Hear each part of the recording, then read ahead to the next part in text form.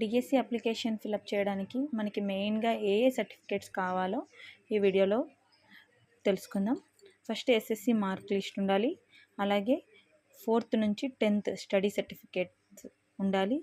Minimum ఒక 4 years కంటిన్యూస్గా ఒక డిస్టిక్లో మీరు చదివినట్టయితే అక్కడ మీరు లోకల్గా పరిగణించబడతారు. కాబట్టి 4th నుంచి 10th స్టడీ సర్టిఫికేట్స్ ఉండాలి. అలాగే ఇంటర్, డిఈడ్, బిఈడ్, మార్క్స్ లిస్ట్ అయినా, ఓడి అయినా, ప్రొవిజనల్ అయినా ఏదైనా ఒకటే సరే. అలాగే టెట్ హాల్ టికెట్ నెంబర్, అలాగే టెట్లో ఎన్ని మార్క్స్ వచ్చాయో అవి కూడా నోట్ చేయాలి. ఇంకొకటి క్యాస్ట్ సర్టిఫికేట్, ఇది కూడా ఇంపార్టెంట్.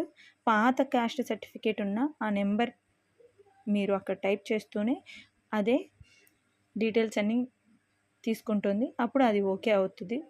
ఒకవేళ అలా డీటెయిల్స్ రావట్లేదు అంటే మీరు కొత్తది అప్లై చేసుకోవాలని ఇచ్చిన May 15th లోపల దాన్ని అప్లై చేసుకొని అప్లోడ్ చేసుకోండి. ఇక్కడ క్యాస్ట్ సర్టిఫికేట్, అలాగే 4th నుంచి 10th స్టడీ సర్టిఫికేట్ బేస్ అయ్యి మీరు లోకల్ కిందికి వస్తారా లేకపోతే నాన్ లోకల్ కిందికి వస్తారా అనేది నిర్ణయించబడుతుంది. అలాగే లోకల్ ఆర్ నాన్ లోకల్ ఏదో ఒకటి మాత్రమే మీరు సెలెక్ట్ చేసుకోవాల్సి వస్తుంది డిఎస్సి అప్లికేషన్లో.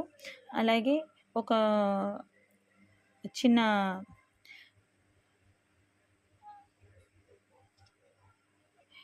రేజ్ అవుతుంది. ఆధార్ ప్రకారము ఇంటి పేరు మారింది మ్యారేజ్ అయిన తర్వాత.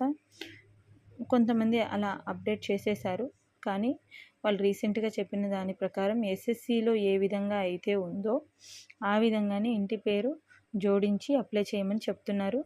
ఇంకా అలా అప్లై చేసిన వాళ్ళకి ఎడిట్ ఆప్షన్ వచ్చేదాకా దాకా వెయిట్ చేయాల్సి ఉంటుంది. అలాగే ఆధార్ ప్రకారం ఉండేది పరిగణలోకి తీసుకోబడదు. ఎస్ఎస్సి మార్క్స్ లిస్ట్లో మీరు చదువుకున్నప్పుడు ఏదైతే నేమ్ ఉంటుందో దాన్నే తీసుకోవాల్సిందిగా కోరుతున్నారు. ఓకే ఫ్రెండ్స్, తర్వాత ఇంకో అప్డేట్తో ఇంకో వీడియోలో కలుసుకుందాం. Please subscribe, like and share.